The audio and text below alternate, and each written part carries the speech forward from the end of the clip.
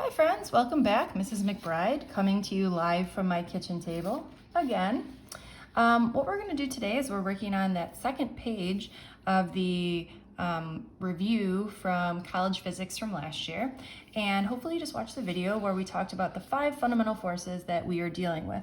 We've got a push-pull, gravity, friction, tension, and normal. And we talked about when each one of these was present and the direction that it pointed. Okay. So what we're going to do is we're going to draw some free body diagrams today. So first of all, we're going to draw the 5 fundamental forces. So as a reminder, we've got regular force, we've got the force of gravity, always pointing down, we've got the force of friction, acting when we have 2 surfaces touching, we have tension when we're being pulled by a rope, and we've got the normal force when we're sitting on a surface. So what we're going to do is we're going to draw the free body diagrams and label the direction of acceleration. We're going to write out Newton's second law in both the x and y direction. We're going to always assume the acceleration to be down the ramp and horizontal. All right, so the first one is pretty darn boring here. We just have an object sitting on a surface, okay? If the object is sitting on a surface, first of all, I am going to draw a dot at the center. We're going to pretend like all forces are acting at the center of the object. Okay, we're going to call this the center of mass, and we're going to get there at some point later in the year. But all forces should be coming from the center. Okay, so what forces are acting? Well, there's no pulling force. There's no push or pull. There is gravity, and we know that gravity is always acting down. There is no friction because this object is not moving, so we're not going to worry about friction right now. And there's no tension because I see no rope. And what I've got left is the normal force. Okay, the normal force is acting up because we're acting perpendicular to the surface. And so we're on a surface, and the normal force always is acting perpendicular. Again, it's making sure that this box does not fall through the surface. As a reminder, when we're drawing a free body diagram,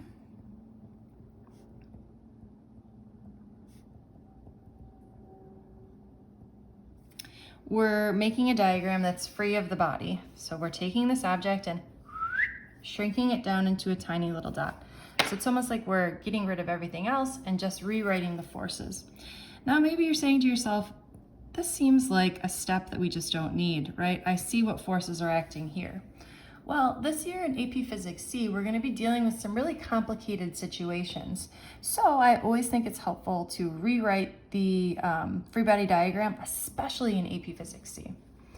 All right, now we're going to write out Newton's second law. Remember, Newton's second law is the sum of the forces equals ma in both the x and y direction. So I'm going to write out the sum of the forces in the x direction equals ma, and the sum of the forces in the y direction equals ma. Now, for me, I'm saying, hey, look, there are no forces in the x direction. So I got off free on that one. In the y direction, I have 2 forces that are acting. Since there's no acceleration, we could say to ourselves, well, these forces must be equal, okay? What we really want to do at some point is, so again, you can say, well, the normal force must be equal to the force of gravity.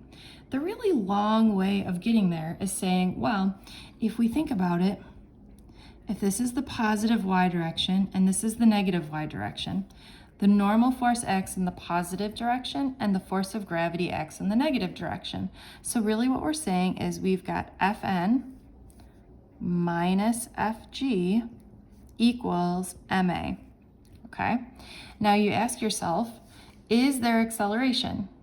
Well, this is not moving, so no acceleration.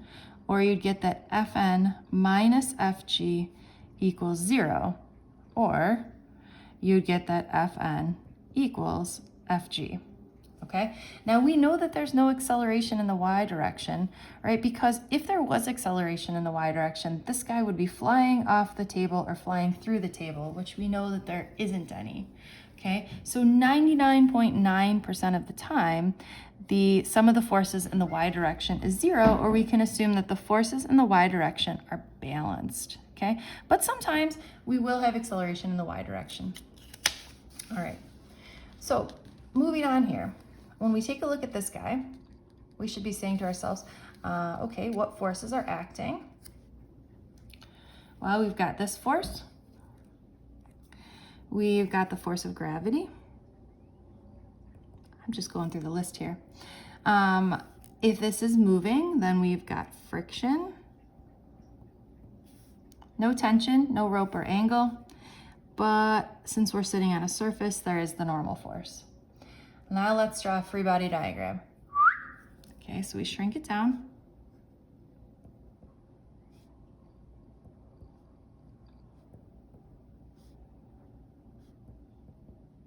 Okay, shrunk. And again, we're gonna write out the sum of the forces in the x direction equals ma, and the sum of the forces in the y direction equals ma. So in the x direction, we have two forces, okay? This guy, if we think about back up here, points in the positive direction, and friction points in the negative direction. Remember, it always opposes motion. So what I might write out is force is positive, friction is negative, equals, is there or could there be acceleration in the x direction? There could, depending on how fast you're pulling or if this force, how it compares to the friction. So I have to leave the ma in there. Now in the y direction, again, we could cut right to the chase here and say, hey, look, there's no chance of us moving up or down. So the sum of the forces in the y direction must be equal to 0, or these two forces must be balanced. And in fact, Fn is equal to Fg most times, except when you have something that's at an angle, okay, which we're not doing today. All right, let's see how you do on the next one. So if you've got an object falling and there's no air resistance, take a second and figure out what forces are acting in this particular direction.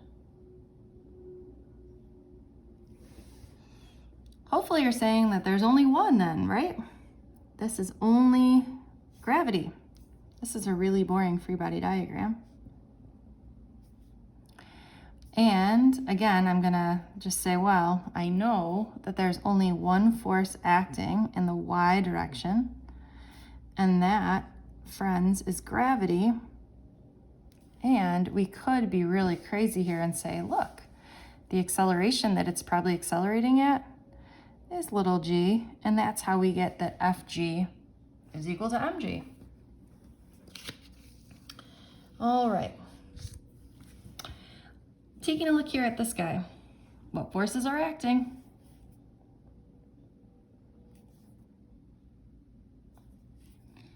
Hopefully at home you are saying, well, there must be tension pulling this up because there's a rope, and there must be gravity pulling this down. But it doesn't appear to be moving, so I don't think there's any acceleration. Okay, so again, no forces in the x direction. In the y direction, since we're not moving, I'm going to say this is 0, or since we're not moving, these two forces must be equal and opposite or balanced. All right, now here, this is exactly what we're going to need for class on Friday. Okay, this, like I responded to earlier, is called the Atwood's machine. Okay, in physics, a lot of times they'll use the fact that capital M, since it's a capital letter, it's bigger than lowercase m. Okay, so if that's the case, let's go ahead and identify what forces are acting in each one of these objects. Okay, so the forces that are acting on this big M, I would say, are tension and gravity. And the forces that are acting on a little m are, you guessed it, the same ones, tension and gravity. Okay, so now we get this sort of like twice the fun because we get to draw two free body diagrams. Okay, and I'm gonna just label them down here because sometimes I get confused. So this is tension and this is force of gravity, and this is tension and this is force of gravity. The last thing I always like to do is I like to label the direction of acceleration. Now acceleration isn't a force, so it doesn't go on my free body diagram, so it just kind of goes next to her. So if this is happening, if this mass is larger, this one's going to go up while this one goes down. Or my prediction is that this guy will accelerate in the downward direction, whereas the little guy accelerates in the positive direction. Okay, and thinking back, we're going to use our same convention. If something points up, we'll call it positive, and if something points down, we'll call it negative. All right, so both of these have forces acting in the y direction. So for both of them, we get to write out the sum of the forces in the y direction. Okay, so here we get to say, well, this is positive because it's pointing in the positive direction. This is negative because it's pointing in the negative direction. And this is the moneymaker right here. This acceleration is pointing in the negative direction, okay?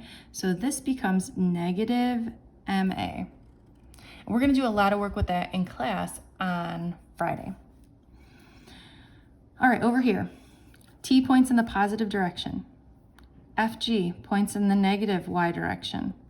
Acceleration points in the positive direction, okay? So just as a reminder too, since these two are connected by the same rope, the tension in that rope is the same. You can't pull harder on one end of a rope than you can on the other end of the rope. If we think about Newton's third law, for every action there's an equal and opposite reaction. So what we'll do in class is talk about, well, how do you solve for that tension and this acceleration if you know the masses, okay? Quick preview for Friday. Last thing I want to do is one more, and then I'm going to ask you to save this paper and we're going to come back to it, okay? This one is one that we'll talk about also on Friday, and this is where you have a small mass connected to a large mass, okay? And this is over a pulley. So what do you think will happen when this is released? Well, I think that this is going to go down and this is going to move over, sort of like, think about when we did Newtonian rollerblading last year in class. If this is my rollerblader and this is my bucket full of mass, and this is them almost going over the stairs.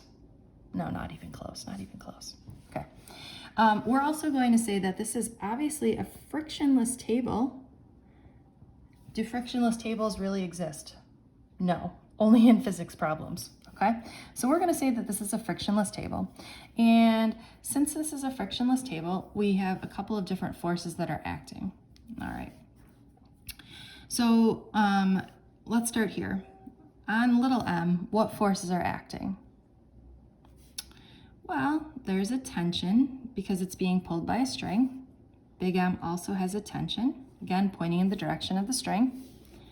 Little m has got the normal force and the force of gravity. And big M also has the force of gravity. All right, double the fun here, right? We'll do little m and big M.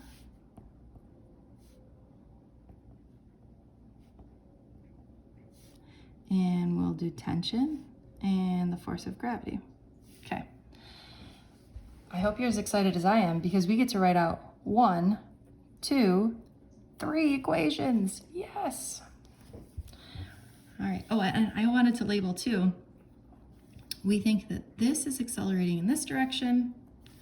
We think this guy is accelerating in this direction.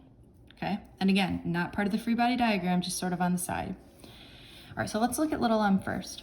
So little m has the sum of the forces in the x direction equals ma, and also the sum of the forces in the y direction equals ma.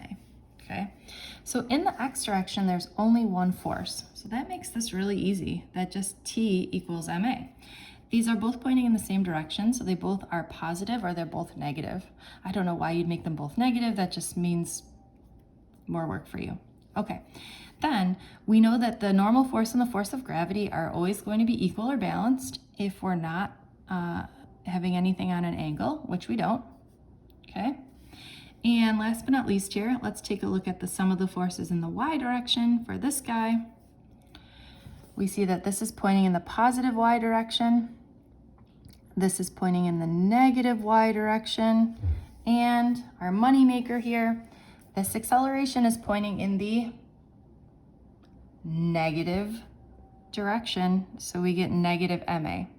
Okay?